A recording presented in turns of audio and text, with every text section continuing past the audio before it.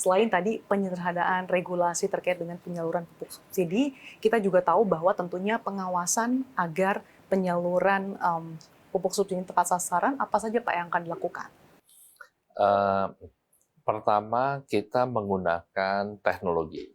Karena menurut saya hari ini teknologi memungkinkan pengawasan yang lebih transparan dan lebih real time. Nah, kita sudah mengimplementasikan sistem yang namanya e-Pubers, di mana seluruh petani yang memiliki alokasi pupuk bersubsidi itu terdaftar di situ. Nah, petani yang memiliki alokasi pupuk subsidi tinggal datang ke kiosnya, kemudian membawa KTP-nya, dan dari KTP itu kemudian kita scan, dan dari hasil scan itu akan langsung ketahuan petani memiliki alokasi pupuk subsidi berapa banyak, kalau sudah menebus sisanya berapa. Ketika si petani menebus itu kita ambil geotaggingnya, kemudian kita foto. Nah, dengan demikian siapa yang menebus ini menjadi kelihatan secara transparan dan real time. Nah, di sisi satunya juga sistem digital ini memonitor e-Pubers kan tadi untuk penyaluran, tapi kita memiliki sebuah sistem untuk mengelola outbound logistik. Jadi mulai dari kapal ketika sandar di pelabuhan pabrik, itu kita catat datanya secara real time, dan tidak hanya datanya saja, visualnya. Jadi CCTV itu live. Bisa dimonitor terus ya Pak ya? Dimonitor terus. Kapal bergerak itu ada GPS-nya, sandar di pelabuhan tujuan itu ada CCTV-nya, diturunkan ada catatannya, dikantongi ada catatan dan ada visualnya. Kemudian dibawa ke gudang pun juga demikian. Jadi gudang kita bisa lihat real time. Gudang dimanapun yang kita miliki itu bisa kelihatan. Oh, ada berapa banyak stok di situ. Kemudian truk keluar masuknya benar apa tidak, truk yang jalan pun kita pasang GPS, sehingga seluruh ekosistem digital yang kita bangun ini bisa membantu kita untuk memastikan visibility dari supply chain. Dengan visibility itu kemudian kita bisa melakukan pengawasan yang lebih ketat.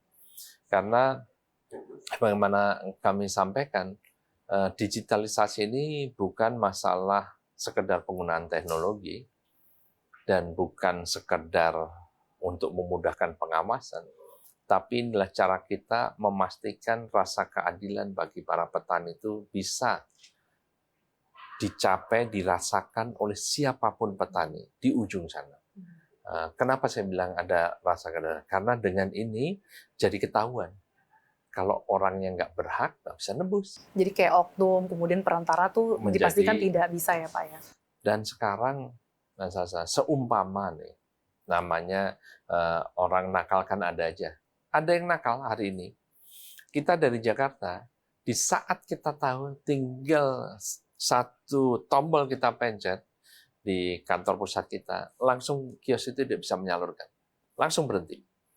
Itu sebabnya sekarang dengan sangat mudah kita bekerja sama dengan Kementan, begitu ada indikasi dan indikasi kios yang nakal, penyalur kita yang nakal, distributor kita yang nakal, truk yang nakal, di hari itu kita langsung matikan secara sistem. Jadi langkah tegasnya yang dari dilakukan Pupuk Indonesia tersebut ya Pak? Langsung, on the day, di menit yang sama kita mendapatkan laporan, kita hentikan.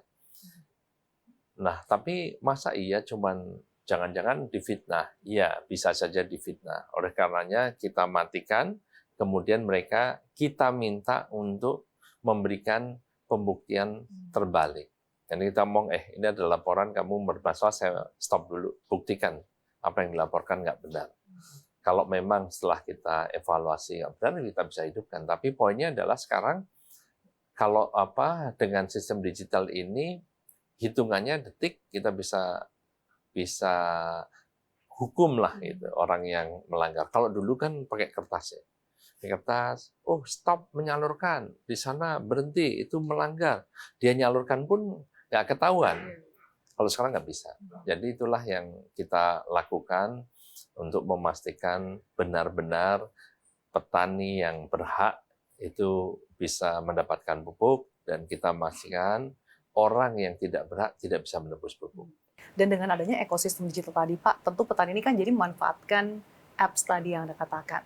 Sejauh ini respon dari para petani seperti apa? Apakah ada kesulitan, Pak? Karena kan ini memanfaatkan teknologi. Ya. Petaninya sebetulnya sebagai benefactor, sebagai penerima manfaat dari teknologi. Siapa yang mengoperasikan teknologi itu? Kios. Jadi kiosnya punya point of sales lah, kira-kira gitu. Petani tinggal bawa KTP aja. Nah, apa yang mereka perlukan ya bawa KTP. Dan dengan digitalisasi, tahun 2025 di awal tahun, itu pertama kali dalam sejarah pupuk subsidi yang sudah hampir 70 tahun itu, petani di seluruh Indonesia secara serempak bisa menebus pupuk. Bahkan di jam 00.0012 detik itu sudah ada petani di Lampung yang menebus. Oke. Di tanggal 1 Januari. Dan itu ternyata berlangsung secara bukan serempak tapi sporadis. Berjalan di mana-mana di tanggal 1 Januari. Zaman dulu 1 Januari belum bisa nebus. Administrasinya belum selesai. Suratnya belum nyampe ke kios-kios. Kalau sekarang data diinput masuk ke kios, di tanggal itu begitu kosong-kosong, petani yang tadinya alokasinya habis, begitu nolol kan riset lagi, dia bisa tebus lagi.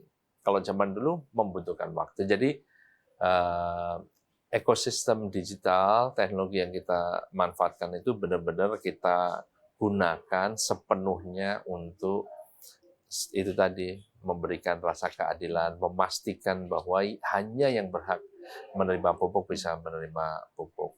Dan petani untuk menjawab mereka kan banyak yang tidak teknologi savvy gitu ya, yang mereka nggak ngerti teknologi, mungkin juga nggak punya handphone dan seterusnya, mereka cukup bawa KTP saja. Jadi untuk